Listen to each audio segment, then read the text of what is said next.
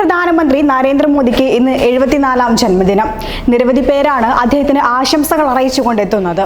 ജന്മദിനത്തിലും അദ്ദേഹം തന്റെ ഔദ്യോഗിക തിരക്കുകളുമായി മുന്നോട്ട് പോവുകയാണ്. 1950 സെപ്റ്റംബർ 17 ദാമോദർദാസ് മൂൽചന്ദ് മോദിയുടെയും ഹീരാബെന്നിന്റെയും 6 മക്കളിൽ മൂന്നാമനായാണ് നരേന്ദ്രമോദി ജനിക്കുന്നത്.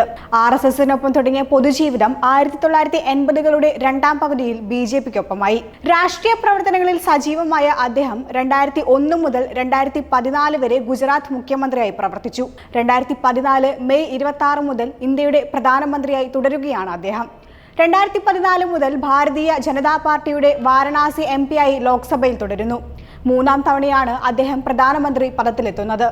കോൺഗ്രസ് ഇതര പ്രധാനമന്ത്രി ഇത്ര ദീർഘനാളായി ഈ പദവിയിൽ തുടരുന്നത് ഇതാദ്യമായാണ്. 2014 336 സീറ്റുകളുടെ ചരിത്ര വിജയം നേടിയായിരുന്നു നരേന്ദ്രമോദിയുടെ കടന്നുവരവ്.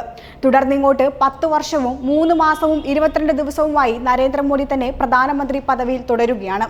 2004ലും 2009ലും തുടർച്ചയായി 2 ലോക്സഭാ തെരഞ്ഞെടുപ്പിൽ പരാജയപ്പെട്ടതോടെ BJPക്ക് ഇനി ഇന്ത്യൻ രാഷ്ട്രീയത്തിൽ ഭാവിയില്ലെന്ന് പറഞ്ഞവരുണ്ട്. പിന്നീട് 2014 മുതൽ നടന്നത് എല്ലാവരെയും അമ്പരപ്പിക്കുന്ന വിജയമായിരുന്നു. ഒറ്റയ്ക്ക് കേവല ഭൂരിപക്ഷം കടന്ന BJP മുന്നണിക്കൊപ്പം നേടിയത് 336 സീറ്റുകൾ. അങ്ങനെയാണ് ലോകത്തിലെ ഏറ്റവും വലിയ ജനാധിപത്യ രാജ്യത്തിന്റെ തലപ്പൊക്കത്തേക്ക് നരേന്ദ്ര ദാമോദർദാസ് മോദി എത്തിയത്. ഇന്നും അദ്ദേഹം അഭിമാനത്തോടെ ആ സ്ഥാനത്ത് തുടരുകയാണ്. ജന്മദിനത്തോടനുബന്ധിച്ചും അദ്ദേഹം തന്റെ കർത്തവ്യങ്ങളിൽ തുടരുകയാണ്. ഭുവനേശ്വറിലെ ഗഡ്ഖാനയിൽ 26 ലക്ഷം പ്രധാനമന്ത്രി ആവാസ് ഭവനങ്ങൾ അദ്ദേഹം ഇന്ന് ഉദ്ഘാടനം ചെയ്യും. ഭുവനേശ്വർ വിമാനത്താവളത്തിലെത്തിയ ശേഷമാണ് സൈനിക സ്കൂളിന് സമീപമുള്ള ഗഡ്ഖാനയിലേക്ക് പോവുക. ചേരി പ്രദേശങ്ങളിൽ താമസിക്കുന്ന ഗുണഭോക്താക്കളുമായി പ്രധാനമന്ത്രി ആശയവിനിമയം നടത്തും. മോദിയുടെ സന്ദർശനത്തിനോടനുബന്ധിച്ച് ഭുവനേശ്വറിലും ജനതാ മൈതാനത്തും കനത്ത സുരക്ഷയാണ് ഏർപ്പെടുത്തിയിരിക്കുന്നത്. ശേഷം ഇന്ന് ഒഡീഷയിലെത്തുന്ന മോദി വനിതകൾക്ക് 5 വർഷത്തേക്ക് 1.5 ലക്ഷം രൂപ നൽകുന്ന സുഭദ്ര യോജന പദ്ധതികൾ പ്രഖ്യാപിക്കും. ഇതിനു പുറമെ 2871 കോടി രൂപയുടെ റെയിൽവേ പദ്ധതികളും 1000 കോടി രൂപയുടെ ഹൈവേ പദ്ധതികളും പ്രധാനമന്ത്രി ഉദ്ഘാടനം ചെയ്യും.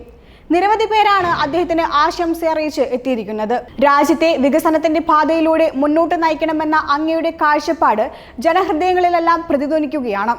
ഈ നേതൃപാഠവും അർപ്പണബോധവും ഇന്ത്യക്ക് മുതൽക്കൂട്ടാകട്ടെ എന്നും വരും തലമുറകളുടെ പ്രചോദിപ്പിക്കട്ടെ എന്നും ത്രിപുര മുഖ്യമന്ത്രി മാണിക് സാഹ സമൂഹ മാധ്യമത്തിൽ കുറിച്ചു. പ്രധാനമന്ത്രി നരേന്ദ്രമോദിയുടെ നേതൃത്വത്തിൽ ഇന്ത്യ ലോകത്തിലെ വലിയ സാമ്പത്തിക ശക്തിയായി മാറിക്കൊണ്ടിരിക്കുകയാണ്. 2047ഓടെ വികസിത ഭാരതം എന്ന ആശയം പൂർത്തീകരിക്കാനുള്ള കരുത്ത് അദ്ദേഹത്തിന് ലഭിക്കട്ടെ എന്നും പ്രാർത്ഥിക്കുന്നു. 21ാം നൂറ്റാണ്ട് ഇന്ത്യയുടേതാണ്, കാരണം അതിന്റെ ക്യാപ്റ്റൻ മോദിയാണെന്നും ഷിൻഡെ പറയുന്നു. അതേസമയം പ്രധാനമന്ത്രിയുടെ പിറന്നാളിനോടനുബന്ധിച്ച് പലയിടങ്ങളിലും ഓട്ടോറിക്ഷകളും യാത്രാ നിരക്ക് ഇളവ് പ്രഖ്യാപിച്ചിരിക്കുകയാണ്. സൂറത്തിലെ വ്യാപാരികളും ഡിസ്കൗണ്ട് പ്രഖ്യാപിച്ചു.